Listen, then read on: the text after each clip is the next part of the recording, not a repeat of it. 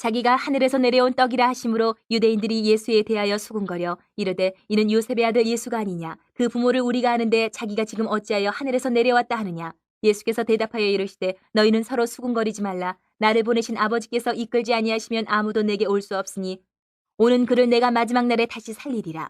선지자의 글에 그들이 다 하나님의 가르치심을 받으리라 기록되었은즉 아버지께 듣고 배운 사람마다 내게로 오느니라. 이는 아버지를 본 자가 있다는 것이 아니니라. 오직 하나님에게서 온 자만 아버지를 보았느니라. 진실로 진실로 너희에게 이르노니 믿는 자는 영생을 가졌나니 내가 곧 생명의 떡이니라. 너희 조상들은 광야에서 만나를 먹었어도 죽었거니와 이는 하늘에서 내려오는 떡이니 사람으로 하여금 먹고 죽지 아니하게 하는 것이니라. 나는 하늘에서 내려온 살아있는 떡이니 사람이 이 떡을 먹으면 영생하리라. 내가 줄 떡은 곧 세상의 생명을 위한 내 살이니라 하시니라. 그러므로 유대인들이 서로 다투어 이르되 이 사람이 어찌 능히 자기 살을 우리에게 주어 먹게 하겠느냐. 예수께서 이르시되 내가 진실로 진실로 너희에게 이르노니 인자의 살을 먹지 아니하고 인자의 피를 마시지 아니하면 너희 속에 생명이 없느니라. 내 살을 먹고 내 피를 마시는 자는 영생을 가졌고 마지막 날에 내가 그를 다시 살리리니 내 살은 참된 양식이요 내 피는 참된 음료로다. 내 살을 먹고 내 피를 마시는 자는 내 안에 거하고 나도 그의 안에 거하나니 살아계신 아버지께서 나를 보내심에 내가 아버지로 말미암아 사는 것 같이 나를 먹는 그 사람도 나로 말미암아 살리라. 이것은 하늘에서 내려온 떡이니 조상들이 먹고도 죽은 그것과 같지 아니하여 이 떡을 먹는 자는 영원히 살리라. 이 말씀은 예수께서 가버나움 회당에서 가르치실 때에 하셨느니라. 예수님이 일으키신 그 오병이어의 기적은 예전으로 돌아가면 이스라엘 백성이 출애굽에서 광야에서 만나를 먹은 사건을 예수님이 오셔서 다시 한 번 더 표현한 사건이라고 말할 수가 있어요. 그래서 오늘도 그런 말씀을 있잖아요. 49절에 너희 조상들은 광야에서 만나를 먹었다. 이 말씀이 본문에도 있는데 이렇게 중요한 거는 뭐냐면 출애굽의 역사를 경험했어요. 열재앙을 모세를 통해서 보내주신 그 열재앙을 직접 몸으로 보았고 체험했고 유월절을 통해서 다시 탈출한 이 출애굽한 애굽 백성들이 광야 40년 동안 만나를 먹으면서 배고프지 않고 40년을 살았습니다. 하늘에서 내려온 만나라는 음식을 먹었어요. 그런데 결국은 어떻게 됐어요? 출애굽한 이스라엘 백성들은 만나를 먹었음에도 불구하고 가나안 땅에 못 들어갔어요. 가나안 땅에 못 들어갔어요. 모두 광야에서 죽었어요. 여호수아 갈렙 두 사람만 제외하고는 출애굽한 이스라엘 사람들은 만나를 먹었으나 다 광야에서 죽고 가나안 땅에 들어간 사람이 없어요. 가나안 땅에 들어간 사람은 그럼 누구예요? 광야에서 태어난 사람이 들어갔단 말이에요. 애굽에서 나온 사람 중에 가나안 땅에 들어간 사람은 두 사람밖에 없어요. 여호수아 갈렙 빼고. 나머지는 만나도 먹고 그 열재앙을 다 체험하고 엄청난 은혜를 누렸음에도 불구하고 가나안 땅에 들어간 사람이 없다라는 거예요. 왜 그러느냐? 오늘 말씀하시기를 믿음이 없어서. 딱 한마디 했어요. 믿음이 없어서. 예수님은 오늘 본문에 계속 나오는 말처럼 수군거리는 유대인 앞에서 이 문제, 믿음 없는 문제를 지적을 하셨어요. 믿음 없는 문제. 그래서 41절, 46절 말씀을 보면 광야의 이스라엘 너희 조상들은 껄핏하면 수군수군거렸다. 수군거렸다. 마실 물이 없다고 수군수군. 양식이 없어서 배고프다고 수군수군. 길이 힘들다고 수군수군. 심지어는 그 하늘에 만나를 주시는데도 매일매일 주시는데도 이제 만나가 지겹다고 수군수군. 그리고 예수님을 지금 찾아온 유대인들 역시도 자기 조상들처럼 이런저런 이유를 가지고 서로 수군거리고 있다. 그것이 41절에서 43절 말씀입니다. 특히 42절을 보면 예수님의 부모가 누군지 내가 아는데 그 이유만으로 예수님은 하늘에서 오신 분이라는 사실을 믿지 않는다. 야, 네가 무슨 하늘에서 왔냐? 너 아버지 어머니를 내가 아는데. 이 말인 거지. 너 요셉하고 마리아 사이에서 태어났잖아. 그들은 그냥 예수님을 왕으로 삼아서 수고하지 않아도 일하지 않아도 먹을 양식을 얻을 수 있겠다. 그 기대 하나만으로 예수님을 붙잡아서 왕으로 세우려고 했어요. 그 기대 말고는 없는 거예요. 그들은 몸만 예수님 앞에 나와 있지 정작 예수님은 믿지를 않았어요. 왜냐? 44절 말씀처럼 그들을 예수님께로 나오게 한 것이 하나님이 아니시기 때문에. 그들이 예수님 앞에 나온 이유는 뭐냐? 딱 하나, 내 배를 채우려는 자신의 욕심이었다. 예수님 옆에 나가면 안 굶어 죽을 것 같아. 교회 잘 다니면 부자가 된대. 먹고 사는데 지장이 없대. 그걸로 교회 나오고 그걸로 예수님 앞에 나온다. 믿음이 아닌 거예요. 교회 나가니까 편하더라. 마음도 편하고 몸도 편하고. 자기 욕심이지. 믿음이 없는 거예요. 그냥 하나님이 주시는 떡을 먹는 사람이 아니고 하나님의 가르침을 받는 사람이 하나님의 백성이에요. 만나를 먹는다고 나는 하나님의 백성이야. 아니라는 거예요. 만나를 먹었어도 가나안 땅에 못 들어갔어요. 오늘 예수님 말씀하신 것처럼. 하나님의 가르침을 받는 사람이 하나님의 백성이에요. 그 가르침이 뭐냐? 오늘 45절, 46절 말씀이에요. 하나님을 본 자, 곧 하나님으로부터 오신 예수님을 바라본 자, 예수님을 믿는 자, 이것을 가르침이라고 합니다. 예수님을 믿는 것이 하나님의 가르침이다. 참 믿음을 가진 사람은 이것처럼 하나님으로부터 오는 은혜만, 혜택만 누리려고 하는 것이 아니고 하나님의 말씀을 듣고 배워서 자기 자신을 변화시키는 사람이 진짜 믿음을 가진 사람입니다. 자기 자신을 듣고 배워서.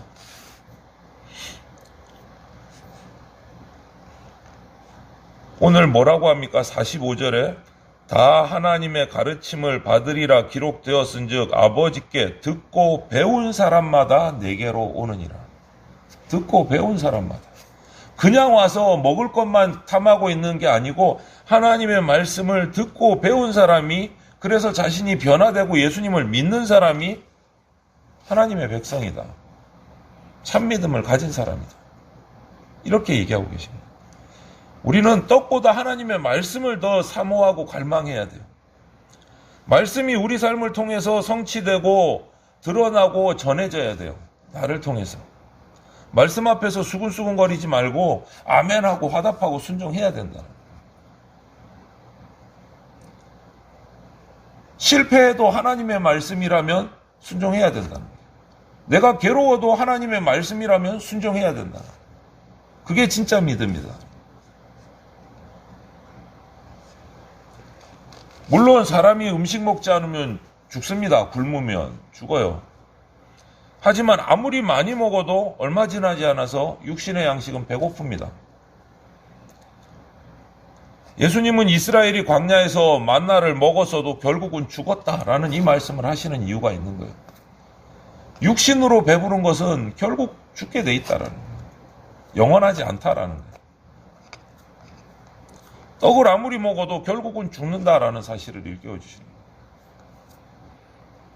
우리가 아무리 부자로 살아도, 아무리 평안하게 살아도, 아무리 안전하게 살아도 결국은 우리 인생은 죽게 돼 있다라는 거예요. 죽게 돼 있다. 그런데 죽지 않고 영생하는 길은 육신의 떡이 아니고 생명의 떡인 예수님을 먹는 것, 믿는 것이다 라고 말씀해 주시는 거예요. 예수님 당신이 하늘에서 내려온 살아있는 떡이라고 오늘 말씀하시잖아요. 이 살아있는 떡을 먹는 사람, 세상의 생명을 위한 예수님의 살을 먹는 사람이 영원한 생명을 얻는다라고 말씀해 주십니다. 이렇게 예수님은 비유적인 표현을 사용해서 무리를 가르치셨지만 그 의미가 어렵지 않아요. 깨달을 수 있어요. 오늘 우리 며칠째 이야기 비슷한 얘기를 계속하고 있는 거잖아요. 그죠? 어제 본문에도, 그저께 본문에도, 그저께 본문에도 계속 떡 얘기를 몇 번 하시는 거예요. 이렇게 계속 하시는 이유가 뭐예요? 그것도 못 알아듣냐는 거예요. 그렇게 설명해도 못 알아듣는 게 아니고 이제 알아듣기를 거부하는 거라는 거예요. 믿음이 없기 때문에. 아무리 그렇게 해도 의미를 모르는 게 아니고 그거는 필요 없고 내가 배부를 떡만 달라는 거예요. 악함인 거예요. 악함. 몰라서 모르는 게 아니고 알면서도 모르는 거라는 거예요. 알면서도 안 믿는다는 거예요. 오병이어의 사건을 이렇게 경험한 이 이스라엘의 무리들은 그냥 떡에만 관심이 있는 거예요. 떡에만 기대가 있는 거예요. 여러분, 우리는 예수님에게 관심이 있어야 돼요. 예수님을 믿고 따르는 데 관심을 가져야 되는 거예요. 이것이 예수님과 하나 되는 거예요. 연합하는 거예요. 예수님의 떡이 아니고 예수님에게 관심이 있어야 우리가 예수님과 하나 될 수 있다는 거예요. 우리가 성찬을 한 번씩 하잖아요. 절기가 되면 예수님의 살과 피를 기념하면서 우리가 빵과 포도주로 그걸 대신해서 먹고 마시고 이렇게 기념하는데, 그냥 단순히 그 빵, 그 포도주, 야, 나 성찬하는데 빵 그거 한쪽 갖고는 난 성이 안 차. 나는 5쪽 먹을래. 포도주 난 5잔 마셔야 되겠어. 그게 중요한 게 아니고 성령님을 통해서 성찬 예식을 통해서 예수님과 하나 되는 거, 예수님처럼 살고 예수님처럼 죽고 예수님처럼 부활하는 것을 결단하는 것이 성찬이잖아요. 양이 중요한 게 아니다. 생명의 떡이신 예수님을 믿는 것에 목숨을 걸어야 된다. 믿는 것에. 떡에 목숨 거는 게 아니고 예수님을 믿는 것에 목숨 걸어야 돼. 그런데 오늘 말씀 보세요. 52절부터 예수님이 당신의 살이고 생명의 떡이라고 하시니까, 나를 먹어야 된다고 하시니까 뭐라고 합니까? 유대인들, 자기 살을 어떻게 우리한테 주어가지고 먹게 하겠느냐, 서로 옳다 그르다 이게 맞니 저게 맞니 다투고 또 수군거리기 시작해요. 이 다투는 모습, 수군거리는 거 똑같은 거예요. 광야에서 이스라엘 백성이 하나님을 거역할 때 보였던 모습하고 꼭 같은 거예요. 수군수군 믿지 않고. 그래서 예수님이 영생을 얻으려면 인자의 살을 먹고 인자의 피를 마셔야 한다라고 오늘 말씀하시는 거예요. 53절 54절에. 분명히 그 앞에서도 예수님의 살을 먹는다라는 이 말은 예수님을 믿는다라는 이 비유적인 표현이라는 것을 설명을 했어요. 그런데도 싹 지워버리고 어떻게 저 사람이 자기 살을 우리한테 잘라서 나눠서 먹게 하겠느냐, 엉뚱한 소리 하고 있는 거예요. 그 말이 아니라는 것을 그렇게 설명하셨는데 예수님을 믿으라는 건데. 요한이 또 한 번 얘기하는 거잖아요. 예수님을 믿는 것이란 예수님의 살을 먹고 예수님의 피를 마시는, 즉 성찬으로 얘기한다. 얘기를 하잖아요. 성찬식을 해야만 또 그렇다고 영생을 얻는 게 아닌 거예요. 그런데도 왜 이렇게 해야 된다고 얘기하느냐. 그 요한, 세례 요한 당시에 이스라엘에 영지주의자라는 사람들이 있었어요. 그 사람들은 무엇을 하는 사람? 몸으로 행동하는 거, 함께 모여서 예배하는 거, 교제하는 거, 성찬하는 거, 구제하는 거, 뭐 섬기는 이런 거 다 가치가 없다. 무가치하다. 단 신비한 현상을 경험하는 거, 영적인 현상을 경험하는 거, 이게 진짜 믿음이다. 아무리 열심히 예배드려봐라, 아무리 모여서 뭐 해봐라, 너희들이 뭐 신비한 기적도 체험 못하면 그거는 진짜가 아니다. 이렇게 말하는 사람이 영지주의자다. 기적을 체험해야 진짜 믿음이다. 이 사람들을 비판하기 위해서 요한이 얘기하는 거예요. 그들을 비판하면서 교회가 함께 모이고 함께 먹고 마시고 구제하고 헌신하는 이런 실천하는 삶이 진짜 예수님과 하나 되는, 연합하는 진짜 신앙이다. 무가치한 것이 아니다. 그것을 얘기하는 거예요. 여러분, 믿음은 결코 우리 영적인 정신적인 세계에만 국한되는 게 아니에요. 실제 삶으로 나타나야 돼요. 삶으로 예배가 드러나야 되고, 삶으로 우리 거룩함이 드러나야 되고, 내 말과 행동 속에서 하나님의 자녀됨이 실천돼야지 그게 진짜 신앙이에요. 머릿속으로만 나는 예수님 믿는 자야, 그건 아니다. 그러면서 예수님은 믿는 자들이 어떻게 하면 영생을 얻는지를 또 얘기하시잖아요. 예수님을 믿는 자, 예수님의 살을 먹고 예수님의 피를 마시는 자가 예수님과 연합한 자다. 그 사람이 영생 얻는다.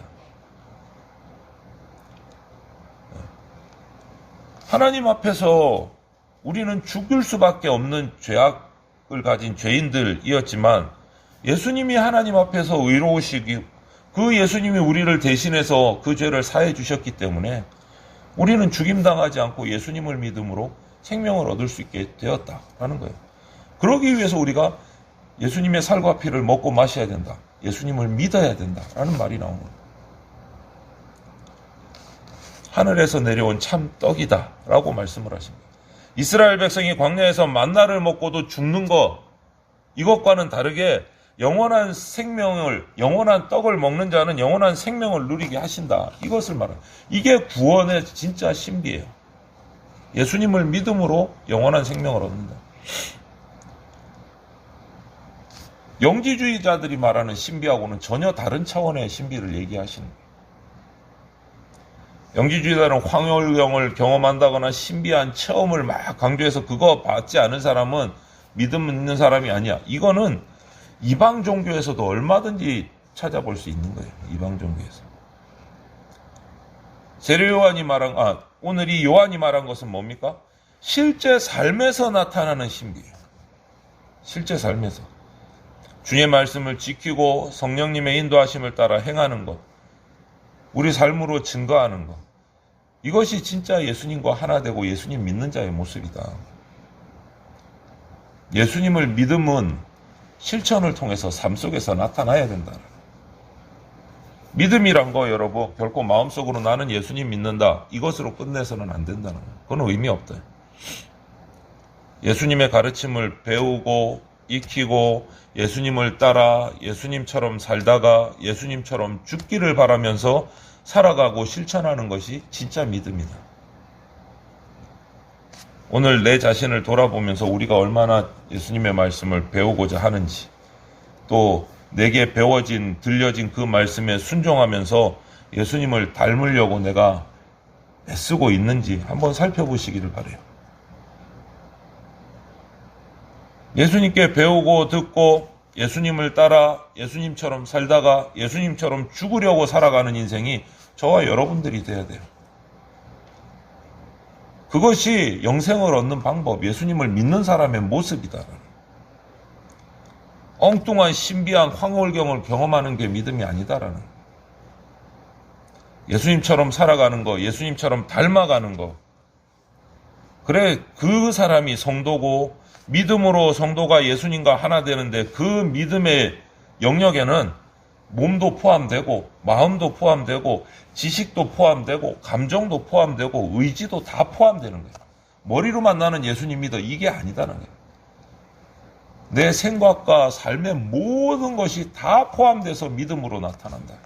이것을 꼭 기억하시고 우리 성도들이 일상 속에서 예수님과 연합하고 같이 동행하는 그러한 예수 그리스도의 제자의 삶을 살아가기를 주님의 이름으로 축원을 드립니다.